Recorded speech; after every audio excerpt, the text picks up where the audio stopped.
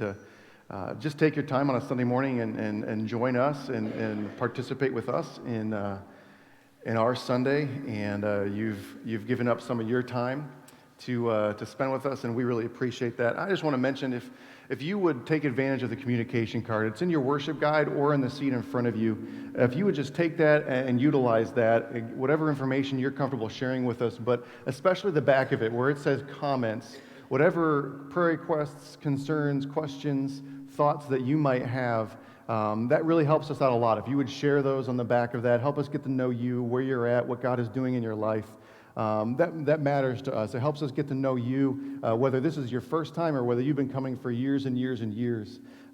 We really do take advantage and appreciate of when you share with us on the back of those cards. And at the end of the service, we'll receive a morning's offering. And when we do, you can put those cards in the baskets that we pass by. And I'll just tell you this, if you're visiting with us this morning, if you're our guest, that's all we're going to ask for you to give. We're not going to ask you to give money this morning. We just want to get to know you and connect with you. And so if you would do that at the end of the service when we collect the morning's offering, that would be a big help to us. For those of you that may not know me, I'm Tim. I'm the associate pastor here at Bethel.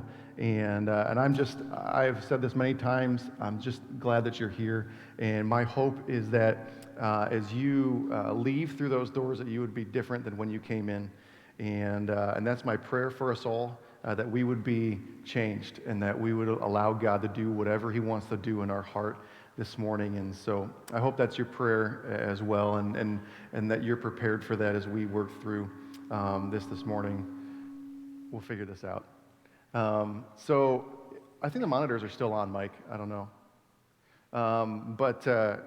This morning we're actually going to start in a new series. Our new series is going to be in the book of Proverbs. I'm calling it a short series in the book of Proverbs because Proverbs is 31 chapters long, and so we're not going to be doing every verse, every chapter of the book. We're just going to kind of pick our way through some common themes in the book. But that's where we're going to kind of start with this morning, is the book of Proverbs. And so we're going to be looking at Proverbs chapter 1, verses 1 to 7 this morning. If you grab one of the Bibles that we have for you on the stands back there, in the tan Bible, it's going to be on page 818, and in the brown Bible, the darker brown Bible, it's on page 542. But you can turn there to prepare for it. We also have we're in the Bible app on your phone. We have a YouVersion prepared for you. So if you want to use your smartphone and look us up there, that's fine as well. But Proverbs chapter 1 is where we're going to be this morning. And if you came this morning, you didn't bring a Bible, and you grabbed one of those ones in the back, that's yours. You can take it home. It's our gift to you. We want you to have it. And so if you didn't have one, or you came and you were thinking, man, I didn't bring one, I don't really have one that I use often, take one of those Bibles from the back. We want you to have that. So this morning we're gonna start our series here in Proverbs, and so I just want to kind of ask you this question, and I hope that you're all like me. But do you feel good at life? Like you typically do a really good job at life? Like no mistakes, no frustrations, no issues. Are you good at life? You know, there may be aspects of your life that you feel confident in. Like this one area, I feel like I kind of got it down. I know what I'm doing in that area, but I'm not sure many of us would say that I have life figured out. I don't care how many years you have and experience in living. I feel like most of us would say, I really don't have it all figured out.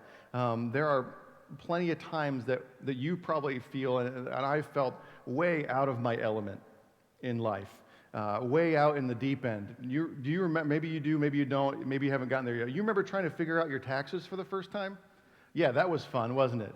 Where I hate it with a passion. It stresses me out, it frustrates me. I'm just not a fan of doing my own taxes. I'm willing to pay extra to have somebody else do it because it helps me reduce my stress. I have a much better time in my relationships when I'm not sitting there at the table trying to figure taxes out, because I just don't get it. Do you remember when the first time was that something broke in your home and you had no idea what to do?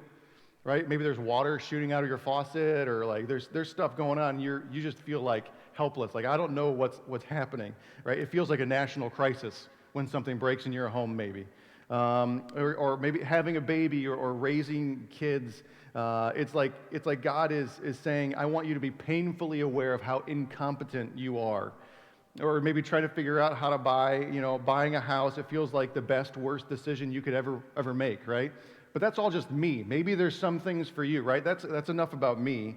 But maybe it's not just me. Maybe there's more. Maybe figuring out healthcare situations or decisions that deal with emergencies when they come up. You feel like you're out of your element. I don't know what I'm doing, right? And you just kind of feel like I've just guessed, and I hope I guess right. Knowing when to spend money or not to spend money, knowing how to spend your time or what to do with the extra time that you have, dealing with a death in your family, dealing with a friend who's dealing with a death in the family. There's all these situations in life where sometimes we just feel overwhelmed, like, I don't know what I'm doing, I'm not good at this. There's a lot of gray areas in life where you just feel out of your depth. Like, what's the right choice here? Working through conflicts and relationships, life isn't easy. And a lot of times, once you think you figured out how to handle a situation in life, something else comes back and tosses you right back out into the deep water, where you feel like sometimes I'm just treading water through this situation to figure it out, and I'm just waiting for it to be over. I'm waiting for someone to throw me that life preserver so I can just move on and get my feet back on solid ground. I feel like most of the time my response to life has been to think or even say out loud, I have no idea what I'm doing. It's typically my response. When something happens, I either think or I say, I don't know what in the world I'm doing. I just hope I do an okay job. And if that's you, it is you, right? There are moments when that has been you. So if that's you, it's all of us. Some of you are in situations right now, and you have no idea how to handle it correctly. Maybe you're avoiding it because you just don't know. I don't know what to do. I don't know what to say. I don't know what to think. I don't know what to decide. Or if you're handling it well, you don't know, right? I don't know if I'm not avoiding it. I just don't know that I'm doing the right thing. I don't know that I've actually handled this correctly. Or some of you know that right now you're not in an out of your element situation, but whenever it comes, the first thing you're going to do is freak out. You know that if something were to happen right now, I don't think I could take it. I don't think I could handle it. I don't think I'll do well, and you just start treading water.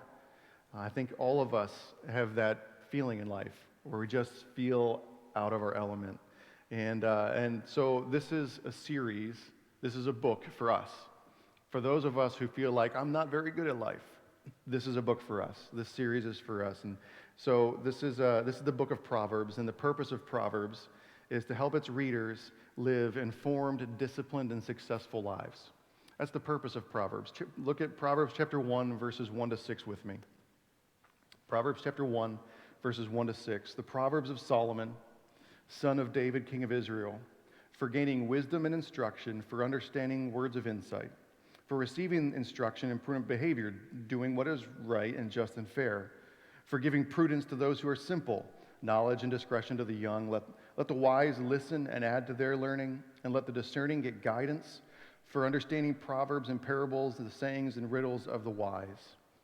So this verses 1 through 6, this is the purpose statement of Proverbs. This is what the book is meant to be there for. I've already summarized it for you, but I'm going to give you the summary again. The purpose of the book of Proverbs is to help us live informed, disciplined, successful lives.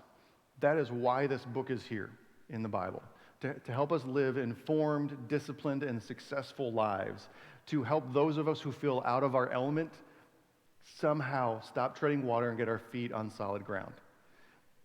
So let me show you how we get that purpose from those 6 verses. Basically, what the author is doing here in these first 6 verses is building that purpose in layers. It seems like there's a lot of scattered thoughts there at the beginning, but really what he's doing is he's taking a thought and then he's putting another layer on it to give you a deeper understanding, and then another layer on top of that to help you get it. And so they don't give us multiple purposes in verses 1 to 6. They give us layers of one purpose. So each of these verses are meant to give us a deeper understanding of the same idea.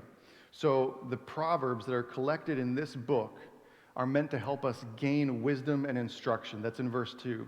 So the Proverbs are for gaining wisdom and instruction.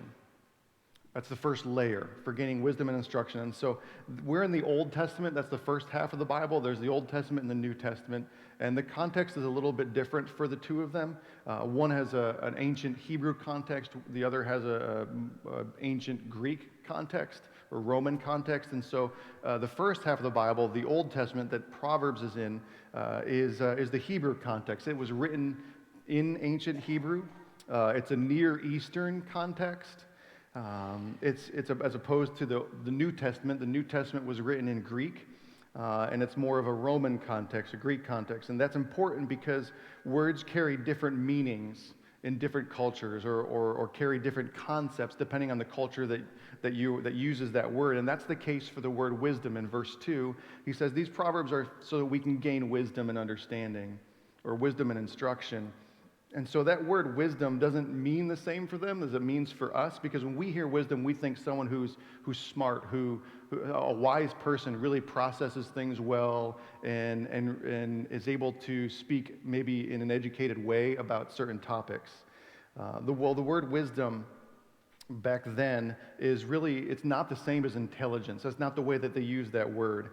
The word wisdom, people who are described as wise in the Old Testament are people who are able to navigate life or an area of life practically.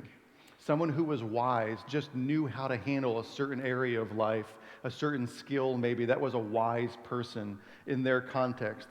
And so that's the first thing that we need to understand in the word wisdom is he's not talking about intelligent, he's talking about life skills.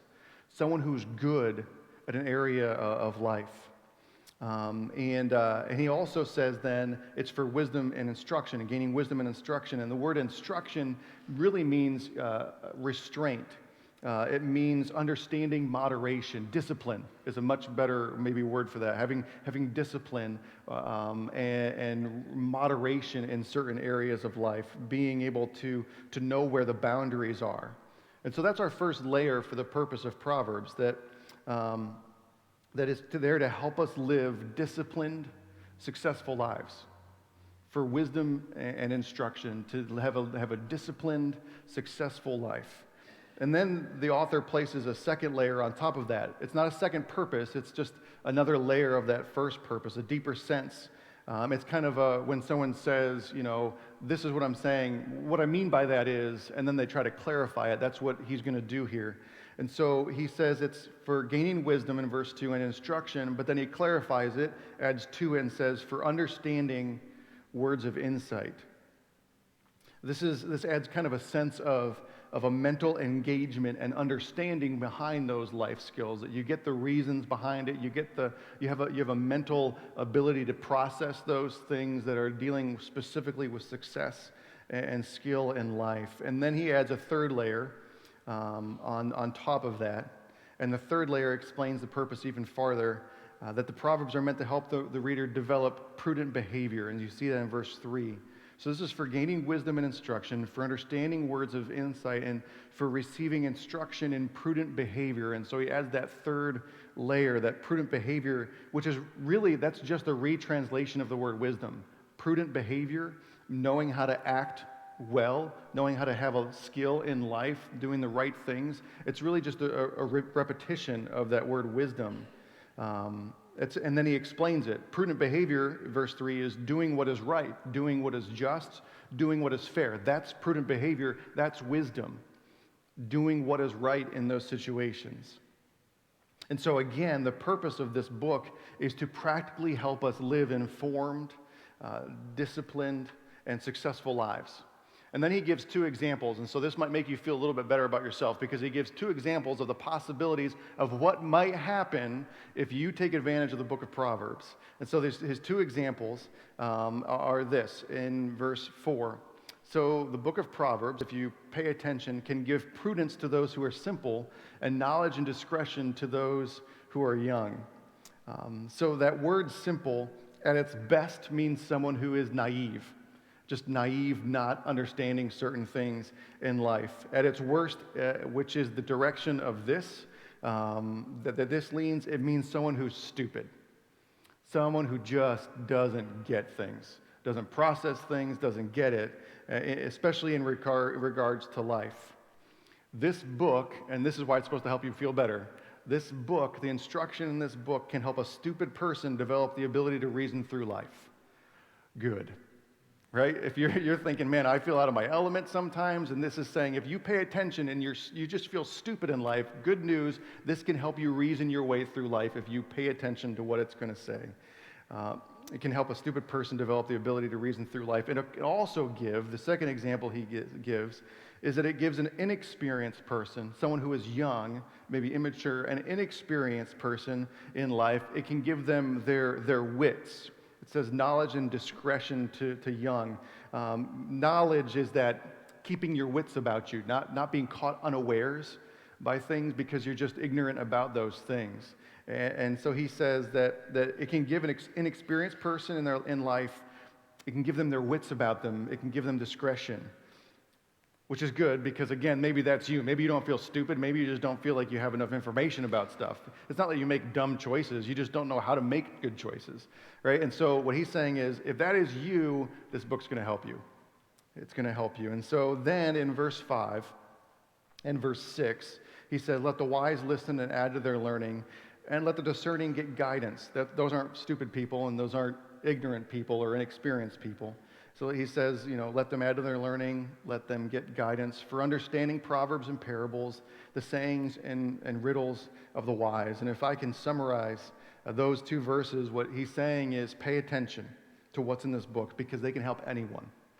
The stupid, the inexperienced, people who think they're wise, people who already have that, this book can help anyone, help them live informed, disciplined, and successful lives.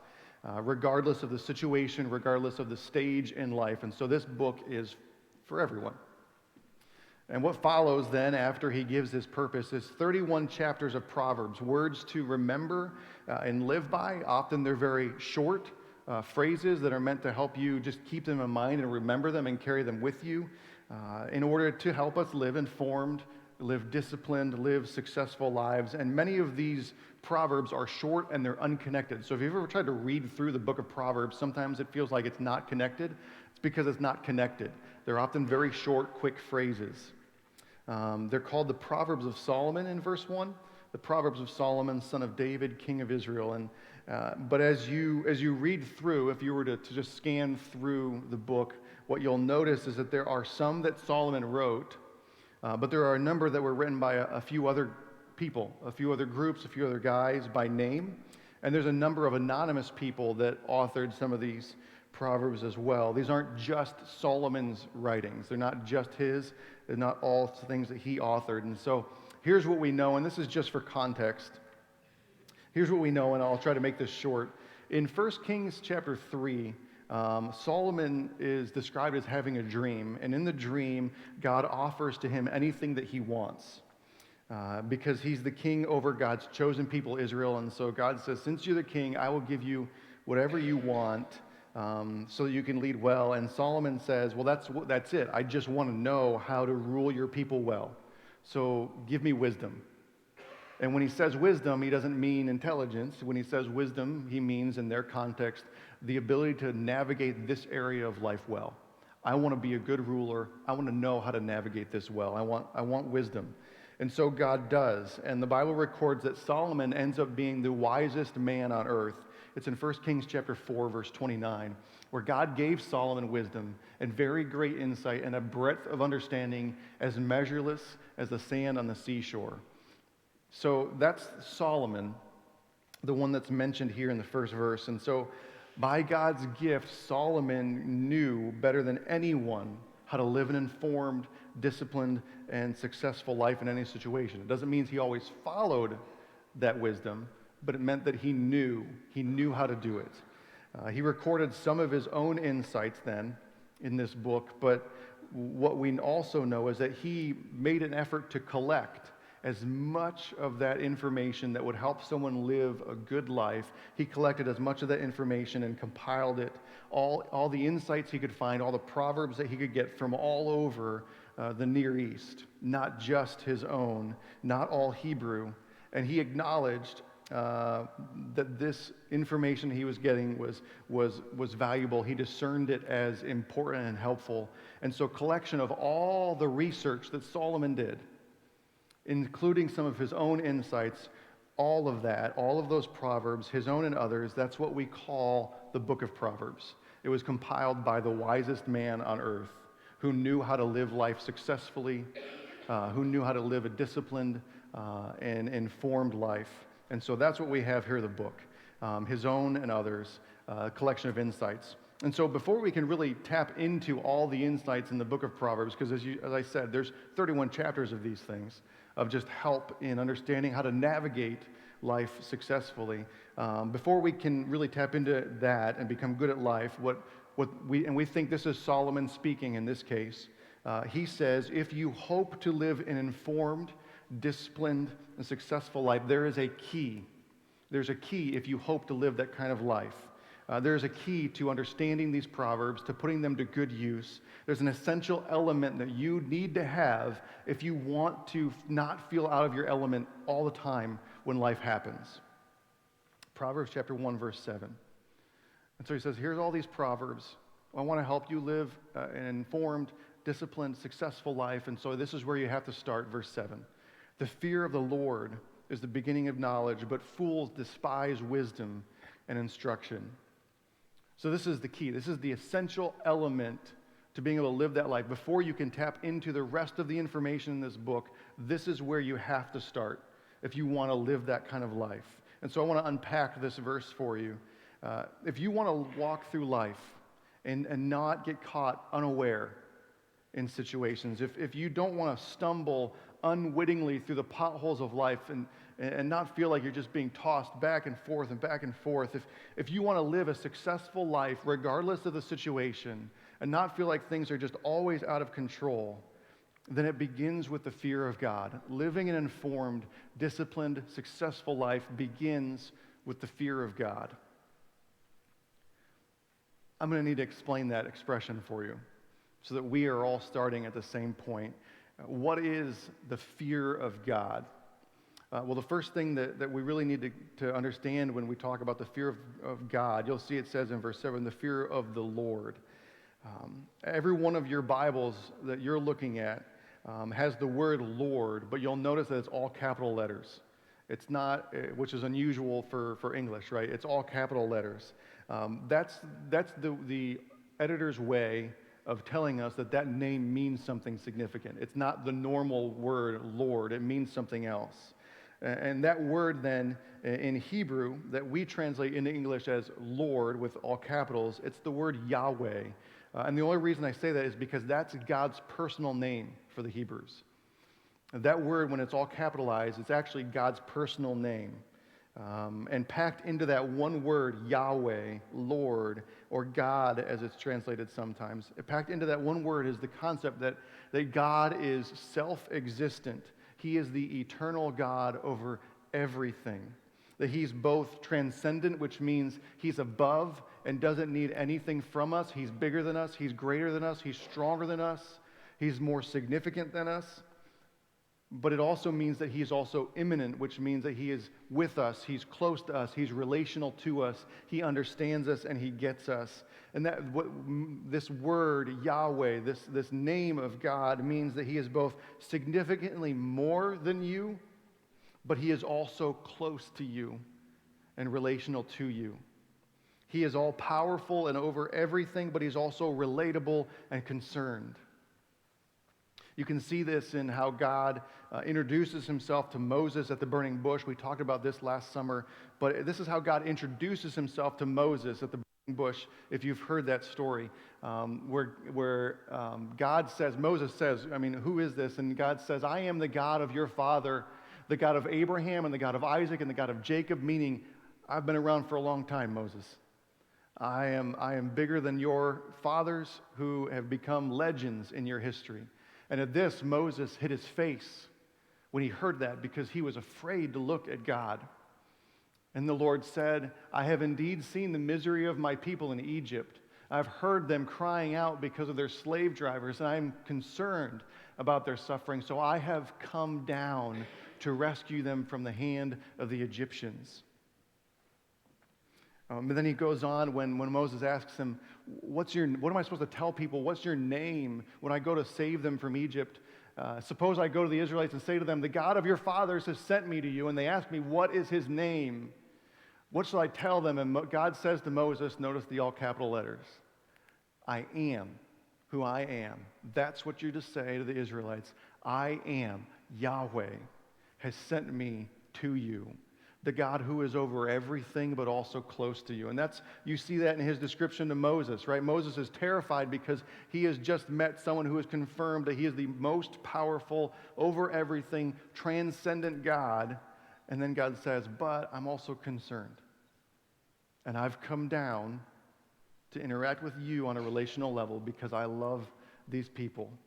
When they ask who has come, tell them Yahweh, over everything but close to you, is the one who's sent you. God is both more than us, but also with us. And Solomon in our verse says that in order to live a successful life, we must fear that God who is over everything but close to us. What he means is that the skillful navigation of life begins with a reverence. That word fear means to revere, to be in awe of or respect of something, the fear of God. And so that does mean, yes, be afraid, but the intent is more be in respect and awe of what you're dealing with, of God because of who he is. Understand his nature, that he is way more than you, but he's decided to be close to you as well. Understand the nature of him, be in respect of that. I don't remember when it was maybe 2 summers ago. We went with the boys to the zoo, which we do often, but this time at the zoo, we don't usually, sometimes they have those scheduled shows with animals. We don't usually go and do those because they don't always have them, but this time we did, and this time it was a show where they were going to do, are snakes reptiles? Doesn't matter, snakes. They were going to show snakes. And so, yeah, some of you are making faces. That's exactly how I feel about snakes, too. I don't like snakes. They can be 10 feet away from me, and I still want to be 20 more feet away from them. I'm not a fan of snakes. And so this trainer, this zookeeper, was bringing out snakes individually, one by one, and showing them. And they were wrapping around his arm stuff. And he's just kind of real calm with them and real subdued and gentle. And he made the statement while we're watching him, because in my mind, I'm thinking, if you drop this thing, I will be the first one out. My sons can fend for themselves. I am out of here. I will, because I can't handle snakes, right? And he says this. He goes, if this snake indicates that he's getting agitated, I'll put him back. Right? I'll put him back. I'm being calm. I'm paying very close attention to him. What he's saying is, I'm aware of the nature of this animal because this is a snake, and snakes do what snakes do when they get upset. They bite, right? And he's saying, I need to be aware. I need to respect the nature of this animal because if he gets agitated, I need to put him back. And I'm thinking, you should put him back now. Let's just respect him enough to put him back behind the glass. We'll all feel a lot better about ourselves, right? Understanding the nature of the animal that you're dealing with. You hear in the news periodically of these lion trainers or the zookeepers that get attacked by their lions or their tigers, and a lot of times I feel like people are questioning, why in the world did this happen? I'll tell you what happened, because it's a lion. You're in a cage with a lion. Lions are going to do what lions do. You feel safe because he eats when you want him to eat. Well, he'll eat you if you're not careful. You have to respect the nature of that animal. This is the fear of God. Understanding the nature of what you're dealing with, that he is more than you. Right? Understanding that lion is bigger than you and it seems calm at that moment, but in a heartbeat it is bigger than you. And he's also close to you. God is close to you and relatable to you. He loves you. That is the nature of God. And Solomon says we have to fear God in that sense. Respect him for who he is and the nature of who he is. That's what Solomon's talking about. It's being complete and total respect and awe of the nature of the all-powerful, over everything, but relatable God of the universe. The true fear of God also requires a sense of self-awareness of ourselves. That's repetitive, but understanding who we are. right? That same thing with the trainers. Not only do you need to understand who they are, you need to get a good grasp on how fast you are, right? And what your nature is, and whether or not you're capable of sensing when things are going to go poorly, right? And understanding you and having a healthy respect for yourself, for your own position in life. Moses, at that bush, when God was about to tell him to go rescue the people of Israel from Egypt, he displayed an awareness of that. When he interacted with God, when he understood who he was, because when God said, "This is who I am," Moses collapsed face down on the ground out of terror, because he understood who he was in light of who God was. You are bigger than me, I'm small.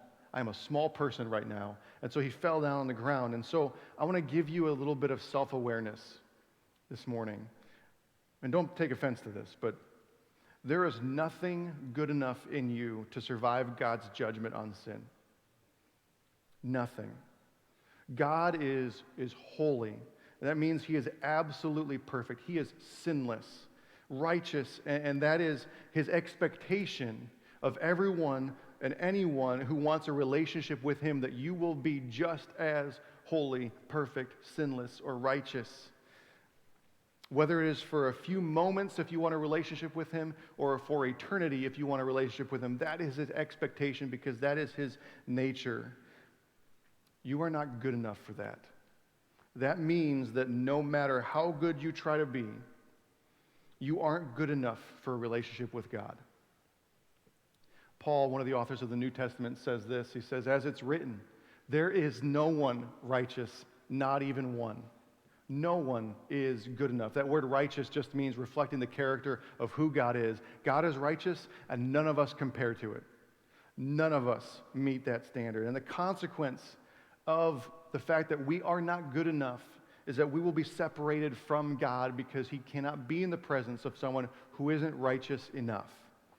We are all going to hell to experience the true horror and consequences of sin. Fall down on your face in fear, because that is the true nature of God and the true nature of yourself. Fortunately for us, though, it is also in God's nature that he loves us, and that he is relatable and he is close. And in his love for us, God sent his son Jesus to offer us salvation from the consequence, from the horror of hell. But the only way that we escape experiencing the terror of hell is through genuine belief in Jesus' death and resurrection on our behalf.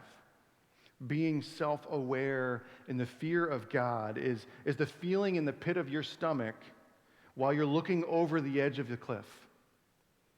Being aware of how dangerously close you are to the end. But also the relief of knowing that in front of you there is a railing that's keeping you from falling. His name is Jesus. If we don't understand how close that we come to the edge, and that it isn't keeping us, and the only thing keeping us from plummeting is Jesus Christ, then we don't know the fear of God. And we don't know the fear of God. We don't understand his nature, and we don't understand our nature, and who is in control of whom. Living successfully, regardless of the situation in life, begins with that fear of God, understanding who he is, and understanding who we are, and where our positions are. An acknowledgement of who God is and who I am, of what God could do, but what he isn't doing, and what God is doing that he shouldn't be doing. There's an author and pastor, his name is Louis Giglio, and he summarizes it like this, and I love how he says it. He basically says, understanding our position and who God is saying this: I am not, but I know I am. I know who I am. I'm not anything compared to God. I am the Lord.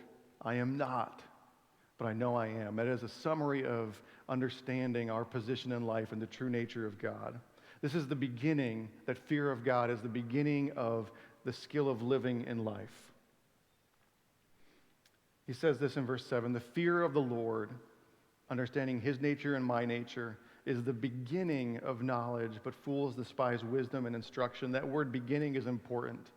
Navigation in the situations of life successfully, not feeling out of our element, not getting overwhelmed, it begins with the fear of God. And that word, the way that Solomon is using it, it doesn't mean that it's the first step, that you just take a step off of it and launch yourself into success. That's not what it means. It's not the first step. It means that it is the essential ingredient in life. Like math needs numbers, like words need letters, the successful life needs the fear of God. It is not the launching point, it is the essential ingredient in life. You need it before everything else, and without it, nothing sees success in life. It is always there, and it is always necessary, the fear of God.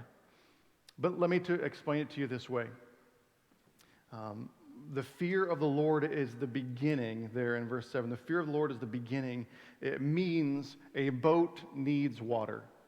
A boat needs water to navigate. You can build a boat however you want. You can build a fishing boat, you can build a rowboat, you can build a yacht, you can build a cruise ship. Whatever ship you want to build, you can. Right? Whatever ship you want. But without water, that ship isn't going to float. It's not going anywhere. Going somewhere begins with water. Going somewhere begins with water. The fear of God is what makes your ship float. Without it, you're not going to go anywhere in life. Going somewhere begins with water. The water is essential for the boat. The fear of God is essential for your life. In fact, that's the point that Solomon makes here at the end of verse 7. He says again in verse 7, the fear of the Lord is the beginning of knowledge. It's the essential ingredient. A fool despises wisdom and instruction. Solomon says this, don't be a fool. A fool doesn't begin with the fear of God. A fool doesn't begin with the fear of God. Right? Which means that they can build their life however they want, around whatever they want, but they're not going to go anywhere if they don't begin with the fear of God. It means that they don't have the essential ingredient for success. So by not beginning with the fear of God, then for all intents and purposes, they are choosing not to live an informed, disciplined, and successful life. The skill of living. When Solomon uses the word fool in verse 7, when he says the word fool, he is choosing his words very carefully. It is a common theme in wisdom literature. That's the type of book that Proverbs is. It's a common theme, especially in Proverbs, to use the expression the fool. A fool in the Hebrew context is someone who rejects the existence, the nature of God. David, the poet king, he defined fool for us in Psalm chapter 14, verse 1. And he says it this way. He says that the fool says in his heart, this is the fool, there is no God. That is the definition in context of the fool. It's someone who denies the existence of God. It's not meant to be an insult. It's just meant to be what their culture understood. It is the fool who denies the existence of God. And so I want to pause for a moment and say this. It is a dangerous place to be to deny the existence of God. First, the reason that it's dangerous to be in that place where we deny the existence of God is because there is a God. That's why it's dangerous to deny him. You can pretend that lion isn't there, but it's still there. In Romans chapter 1, verses 19 to 20, that same author, Paul, says this, what may be known about God is plain to them, he means everyone, because God has made it plain to them. For since the creation of the world, God's invisible qualities, his eternal power, his divine nature, they've been clearly seen, being understood from what has been made, so that people are without excuse. The evidence for God is everywhere. And Paul, the man that wrote that, he makes the argument that the evidence for the existence of God is out there, and sometimes people just choose to ignore it. We could argue that systems don't just happen. Complex systems don't just happen, that there must be a designer, that just like your watch didn't create itself, that the complex system of the world didn't just create itself, that if there is an intelligent system, there must be an intelligent designer for that system. We could argue about that complexity is the result of intelligence. We could argue that abstract concepts like morality can't be the result of chance, that a moral man must be the result of a moral God, that because we demonstrate morality, then there must be a God who put the morality in. Otherwise, we would see morality in the rest of the world. Otherwise, water would refuse to drown people because it's wrong. But we don't see that because morality isn't the product of nature, it's the product of a moral God. We can argue that, and some people reject that, and that means that they are in a boat scuttled on the beach, going nowhere. The danger of rejecting God isn't just that it limits your success in navigating life. It's not just that it's a tool for life, but the danger is that, the true danger is that because it demonstrates a real lack of self-awareness of knowing who I really am in life. It causes us to be unaware of God's true nature, not realizing just how close to the edge we are in life. There's a book that my brother-in-law, I'll let you guess as to which one, but my brother-in-law showed me one time. It's called Over the Edge, Death in the Grand Canyon. It's really light reading. If you want to read it, you find it at the library. Basically, it's an account of every single person that's ever died in the Grand Canyon. So it's a very hopeful book. It makes you feel better about yourself. But one of the common causes first of all, the most common cause of death is dehydration. You'd think it was falling, but it's not. But one of the more common ways that people fall in the Grand Canyon is by taking photographs and selfies. That they stand there with their camera and they want to get a really good picture, and so they walk backwards, a little bit closer, and a little bit closer, and then they're gone.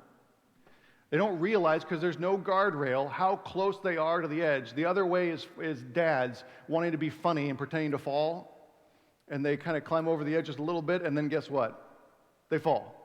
Those are some of the more common ways that people fall, not being aware of how close to the edge they actually are, because there's no guardrail. There's nothing there to stop them from falling, and so they get closer and closer and closer, and they don't realize just how incredibly dangerous a mile-long fall actually is. We are fools if we think that cliff poses no danger, or if we totally ignore it, because it is incredibly dangerous to reject God. Just because I might not think it's dangerous doesn't mean it actually isn't dangerous. We must come to terms with the true nature of God and our true nature. That God is holy and we are not because of sin. And so because of sin, we will be separated from the holy God of the universe when we die. The only way this changes isn't me doing enough good things. Men can't be good enough for a holy God.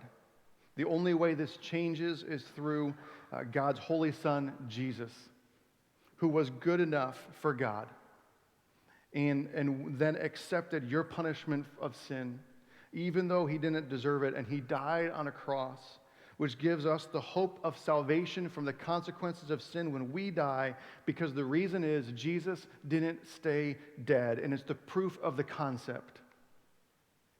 Believe that, and you will be saved.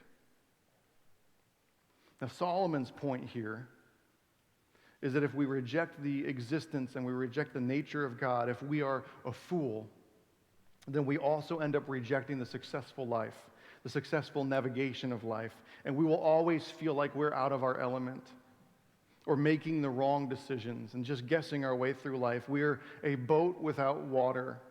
We're going nowhere in life, unable to navigate or navigate well. My guess is that most of you in this room believe in God, and so then you have a degree of the fear of God, understanding who he is and having an awareness of who you are. You grasp his nature and you grasp your own nature. You might think, well, that's not my problem. Isn't rejecting God. My problem isn't that I'm navigating life completely without God. That's not my problem. I believe in God. I know he is who he said he is, and I believe in who I am. I'm a sinner, and so that you may be thinking that that's not my problem. I'm in no danger of that because I fear God. I have a respect and an awe of God, and that's true. Most of us in this room do have a fear of God, and we do respect and are in awe of his nature and our own nature, but we can still be fools. We can still be a fool. We might not say, there is no God, I don't need God in my life. We might not say that. We might not think that there is no God, I don't need a God in my life, but we might demonstrate the belief that there is no God in this area of my life. We might never say, there is no God, I don't need God, but we may demonstrate a belief that I don't need God, or there is no God in this area of my life. It's still a rejection of the nature of God, that God is over everything and that we live under Him, that He is who He is and we are who we are. We live under Him, and that everything is in submission to God. We are fools if we ignore God in certain areas of our life as though God isn't who He truly is, the God of everything. We can't customize God. We can't invent God. We can't pick and choose when God is God and when God is not God. Doing that is like unknowingly moving from the deep water of life into shallow water with our boats. We think we know how to navigate life, and so we unknowingly sail into a shallower God.